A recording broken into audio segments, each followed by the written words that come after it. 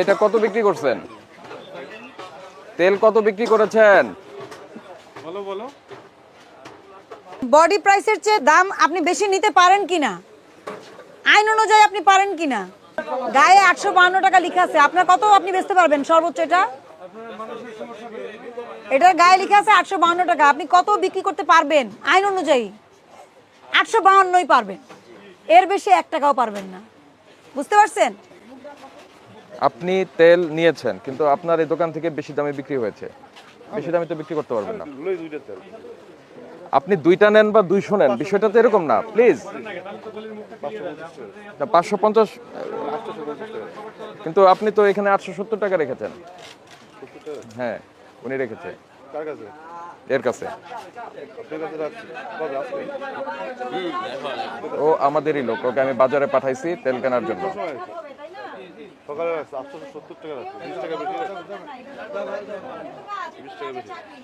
কেন 20 টাকা বেশি রাখার জন্য 50,000 টাকা ফাইন হতে পারে? আপনার এখানে মূল্য তালিকা নাই, আরো 50,000 হতে পারে। আপনার নাম কি? সোহেল সাহেব, দেখেন কোত্থেকে বের হচ্ছে। এই মূল্য তালিকা থাকার কথা বাইরে টানানো করছে। দেখেন তো কবে, তারিখটা কবে? 25/10, মানে সেই 2024-এর। এরপর আর করেন নাই। কি নাম আপনার? সিয়াম। এই মূল্য তালিকা আপডেট করতে হয়, আপনি জানেন না? এই সোহেল সাহেব, এটা দেখান আমাকে। 2024 সালের অক্টোবরে আপনি শপিং করেছেন। শোনেন, আপনি বেশি দামে তেল বিক্রি করেছেন এবং মূল্য তালিকা প্রদর্শন করছেন না। আপনাকে এই 2 ধারা আমলে নিয়ে আমরা 8,000 টাকা ফাইন করছি। জরিমানা পরিশোধ করেন। আসসালামু আলাইকুম। আপনি কি তীরের ডিলার? হ্যাঁ, তেলের কি সরবরাহ ঠিক আছে? আমরা ভোক্তা অধিকার অধিদপ্তর থেকে। কিরকম?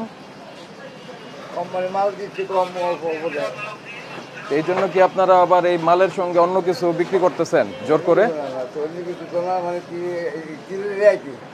তীরের আইটেমই জোর করে দিচ্ছেন। তো আমাদের তো আমরা তো এখানে অভিযানে আসছি।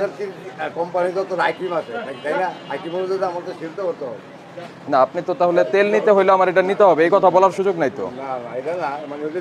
এটা তো ব্ল্যাকমেইলিং হয়ে যাচ্ছে। যে তেলের চাহিদা আছে, আমার তেল নিতে হলে চাল নিতে হবে, এটা তো ব্ল্যাকমেইলিং।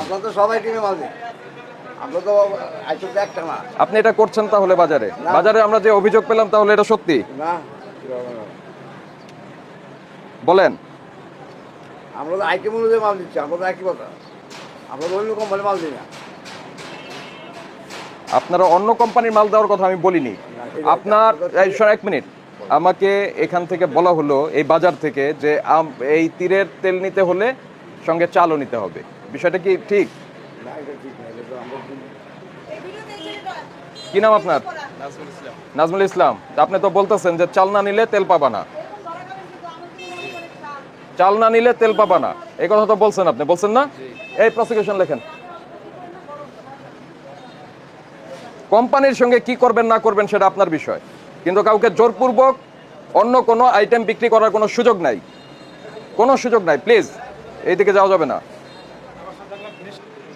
বাজারে তেলের সরবরাহে ঘাটতি ছিল, ওইটার সুযোগ নিয়ে আপনি আপনার ক্রেতাদের আপনি চাল কিনতে বাধ্য করছেন, যেটার প্রভাব পড়ছে বাজারে।